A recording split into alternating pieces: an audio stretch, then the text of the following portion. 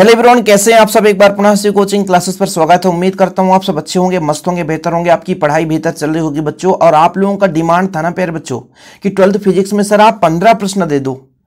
अभी इसके पहले मैंने आपको समझाया था कि कैसे ब्लूप्रिंट निकाल करके तैयारी करेंगे और उसमें बोला था भाई साहब कुछ क्वेश्चन दे दूंगा। तो बच्चों ने इतना कमेंट किया कि मुझे बनाना ही पड़ गया। तो क्यों ना भैया बोर्ड एग्जाम के लिए तैयार कर लो। एमपी बोर्ड वाले जितने बच्चे हैं, अदर स्टेट वाले जितने बच्चे, बोर्ड एग्जाम की ये ऐसे 15 प्रश्न हैं जिसमें से मैं गारंटेड कहता हूं 4 अंक वाले प्रश्न यहीं से बैठेंगे बच्चों। और मैं केवल 4 अंक वाले प्रश्न लेकर आया हूं। कभी कभी यही 4 अंक वाले 3 अंक में ही पूछ दिए जाते हैं बच्चों, लेकिन ये 15 प्रश्न ऐसे हैं जिसको एक भी छोड़ने लायक नहीं है। यदि आप इन प्रश्नों में से भी छोड़ रहे हैं, इसका मतलब है कि डेफिनेट आप पढ़ाई करना ही नहीं चाहते, अच्छा नंबर लाना चाहते हैं ना बच्चों। एकदम प्रॉपर रूप से आप चाहते हैं कि हमारा बेहतरीन रूप से 90+ नंबर आए। तो प्लीज आप इन 15 प्रश्नों को तैयार कर लेना, रामबाण साबित होगा। ये गारंटेड कहता हूं भैया। पेपर दे के आना, इसके बाद बताना कि क्वेश्चन आया है कि नहीं आया है। ठीक है, चलिए शुरू करें बच्चों। पहला प्रश्न है आपका, संयुक्त सूक्ष्मदर्शी की आवर्धन क्षमता। अब यहां पर मैं डिटेल्स में नहीं समझा रहा हूं क्योंकि हर एक क्वेश्चन को बेहतरीन रूप से समझाया हूं कि जब वस्तु एक न्यूनतम दूरी पर हो, ठीक है, या जब प्रतिबिंब अनंत पर बने, ऐसे कंडीशन पर यहां पर आवर्धन क्षमता निकालने के लिए आता है। तो आप लोगों को हर एक टॉपिक पर मेरे चैनल पे वीडियोज मिल जाएंगे, आप सर्च कर लेना यूट्यूब पे। ज्यादा नहीं, 3 से 3 घंटा यदि आप लगा दिए ना, फोकस कर दिए वीडियोज लेक्चर के साथ में, तो आपका तैयार हो जाएगा। अब भी से तैयार कर लो और एक कॉपी में इस प्रश्नों को लिख लो और एग्जाम टाइम में बस 5 मिनट में रिवीजन करना, बस ऐसा होना चाहिए। प्रिज्म के अपवर्तनांक के लिए व्यंजक, समांतर प्लेट संधारित्र की धारिता का व्यंजक निकालना है। एक लंबी परिनालिका के लिए स्वप्रेरकत्व का व्यंजक और 2 परिनालिकाओं के बीच अन्योन्य प्रेरकत्व का व्यंजक। साथ में इनकी परिभाषा छूटनी नहीं चाहिए। क्वेश्चन कभी कभी आ जाता है स्वप्रेरकत्व किसे कहते हैं, एक लंबी परिनालिका के लिए स्वप्रेरकत्व का व्यंजक। तो फिर कहोगे सर ने तो व्यंजक बोला था, परिभाषा नहीं बोला था। नहीं तो काश हम परिभाषा भी याद कर लेते, फिर आपको अलग से यहां पे समझाना पड़ेगा। ऐसा नहीं होना चाहिए। यदि कोई प्रश्न पूछ रहा है उससे संबंधित परिभाषा उसको भी पढ़ के जाना है। अन्योन्य प्रेरकत्व किसे कहते हैं, 2 परिनालिकाओं के बीच अन्योन्य प्रेरकत्व का व्यंजक। सरल सूक्ष्मदर्शी की आवर्धन क्षमता, 2 ही तो क्वेश्चन है, संयुक्त और सरल, 2 में से एक डेफिनेट आना ही आना है। समझ लो, आना ही आना है। हर वर्ष पूछा जाता, 4 नंबर पक्के। ट्रांसफार्मर का सिद्धांत भी 3 नंबर में पूछा जाता है, हो सकता है इसका 4 नंबर में पूछ दिया जाए। प्रकार में अपचाई और ऊंचाई ट्रांसफार्मर में अंतर पढ़ के जाना, बिल्कुल आपको पढ़ के जाना है। किरचॉफ का नियम लिखना बच्चों, किरचॉफ का नियम, प्रथम और द्वितीय नियम, दोनों नियम समझाना है। किरचॉफ का नियम 3 नंबर में पूछा जाता है, लेकिन मैं यहां पे दे दिया हूं 4 नंबर में।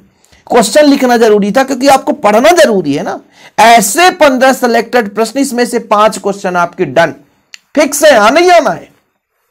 लेंस सूत्र का व्यंजक आपको अभी पिछले साल आया था। और लेंसों के संयोजन में जो फोकस दूरी आता ना, संयोजन में जो फोकस दूरी आता उसके लिए थ्योरम, मतलब यहां पे 2 थ्योरम छिपा हुआ है। गाउस का प्रमेय जो चैप्टर 1 है बच्चों, इसमें से आपका अच्छी निरच्छी कभी कभी पूछ दिया जाता है। पढ़ना है तो पढ़ लेना। अच्छी निरच्छी, गाउस का प्रमेय या कूलाम के नियम से गाउस का प्रमेय, यही 2-4 व्यंजक है। जो पहला चैप्टर है जो कि लंबा है, बहुत सारे थ्योरम है, लेकिन उसमें से 4 थ्योरम काफी महत्वपूर्ण है। एक गाउस का प्रमेय, कूलाम के नियम से गाउस का प्रमेय। और बच्चों अच्छी निरच्छी यदि पढ़ना है तो पढ़ लेना। अच्छी निरच्छी कभी कभी पूछ देता है, पढ़ लेना भाई, पढ़ लेना। 2-2 5-5 मिनट, मान लीजिए मैं कहता हूं कि 5-5 मिनट समय देना पड़ेगा। रिवीजन करने में क्या जाता है। और हां, आप लोग इतना जरूर बताना कि इस जो क्वेश्चन मैं दे रखा हूं इसमें से कितने प्रश्न आपसे बन रहे हैं। कमेंट बॉक्स में बताना बच्चों। रिस्पॉन्स आपका जैसा रहेगा वैसे आगे हम मेहनत करते रहेंगे। आप लोगों का जब छोटा सा प्यार यानी एक लाइक के रूप में मिलता है ना, कमेंट्स में मिलता है ना आप लोगों का रिस्पॉन्स, तो हमें भी थोड़ा सा अंदर से लगता है कि बच्चे हमारे साथ में हैं।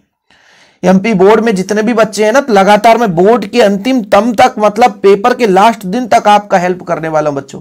बस इसमें एक छोटा सा तो आपका एक छोटा सा सहयोग, लाइक करके कमेंट बॉक्स में अपना बता दो भाई, कुछ तो बता दो कि हां सर आपके लिए हम इतना कर सकते हैं।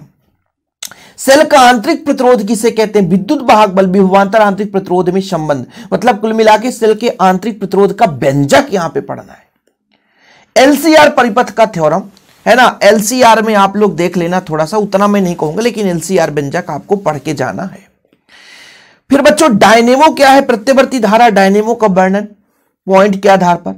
पीएन संधि डायोड, अर्ध तरंग पूर्ण तरंग दिष्टकाय नामांकित चित्र, कार्यविधि, निरोधी भुवं, लॉरेंज बल किसे कहते हैं, और व्हीट स्टोन सेतु का सिद्धांत, ये मैं एक्स्ट्रा किया हूं, 15 क्वेश्चन हो गया, लेकिन व्हीट स्टोन सेतु का सिद्धांत ये आपका बहुत ही कम चांस है, इससे बेहतर किरचॉफ का नियम। संधारित्रों का संयोजन 3 नंबर में पूछ दिया जाता है। मैं एक्स्ट्रा क्वेश्चन इसलिए लिखा, कोई बच्चा तैयारी करना चाहे तो कर लो भाई। जैसे मैंने यहां पे लिखे हुए क्वेश्चन में से एक्स्ट्रा क्वेश्चन कहा कि अच्छी निरच्छी पढ़ लेना है आप, विद्युत क्षेत्र वाला, ठीक है, हो सकता है आ जाए, हो सकता है आ जाए अच्छी निरच्छी।